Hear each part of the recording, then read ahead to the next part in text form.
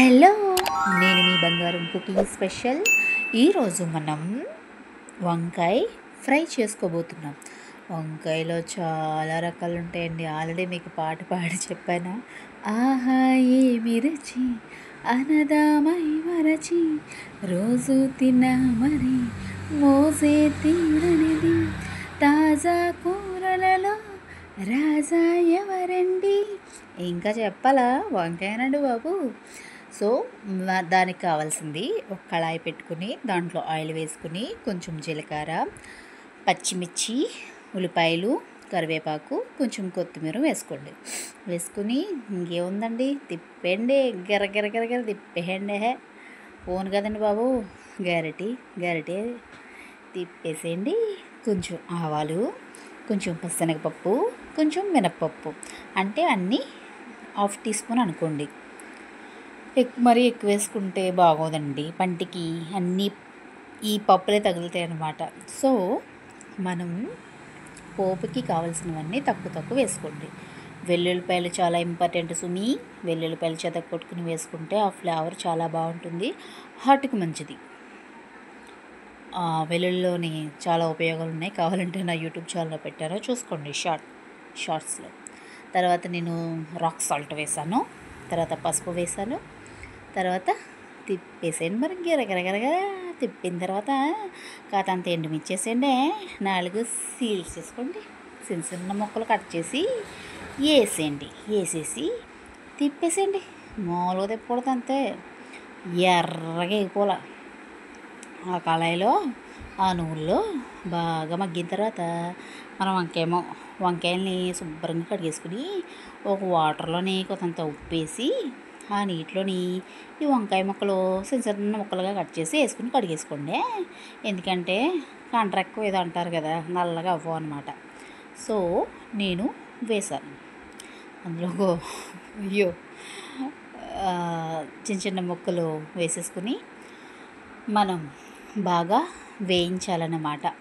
High ఫ్లేమ్లో first వేయించండి, ఒక 5 మినిట్స్ దగ్గరుండి, తర్వాత సిమ్లో పెట్టుకోండి. చూసారు కదా, ముక్కలన్నీ వేస్తున్నాను. అన్నీ సమపాళ్ళుగా వేసి తిప్పుకుందాం. కిందకి పైకి తిప్పేయండి, అంతే. అలా ఇది ఎక్కువ ఆయిల్లో మగ్గనివ్వాలన్నమాట. మగ్గాలి బాగా.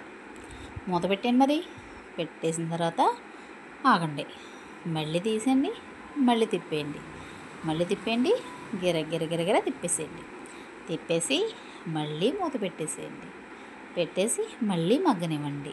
మీడియం ఫ్లేమ్లో దగ్గరుండి చూసుకోండి. హై పెట్టి వదిలేసారా గోయిందా. చూసారు కదా, మళ్ళీ మూత పెట్టాను, మళ్ళీ తీసాను, మళ్ళీ వేయించాను. అడుగు పట్టకుండా మనం తిప్పుకుంటూ ఉండాలి, అదే సీక్రెట్. తర్వాత మనం కారం, మసాలా ఇవన్నీ లాస్ట్ దింపే ముందు వేసుకోవచ్చు. నేను ఒక్కోసారి శనగపిండి వేస్తాను, పొడి 1 స్పూన్ చల్లితే ఆ ఫ్లేవర్ బాగుంటుందన్నమాట. సో నేను ఉప్పు కూడా ఇప్పుడే చూసుకున్నాను, సరిపోయిందని మూత పెట్టేశాను. సరిపోకపోతే జల్లుకోవాలి. తర్వాత ఆ వేడి మీద ఉన్నప్పుడే కరుగుతుంది సాల్ట్, ఓకే, లేదంటే కరగదు. కాబట్టి మనం ఏదైనా ఒక ముక్క తినో లేదంటే అలా టేస్ట్ చూసుకోవాలి, సరిపోయిందా లేదా అనేది. చూసారు కదా, మై సీక్రెట్ మసాలా నా ఛానల్లో ఉంది, చూసేయండి. ఆ మసాలా జల్లా కొంచెం కారం వేసుకున్నా, తిప్పేయండి బాబు.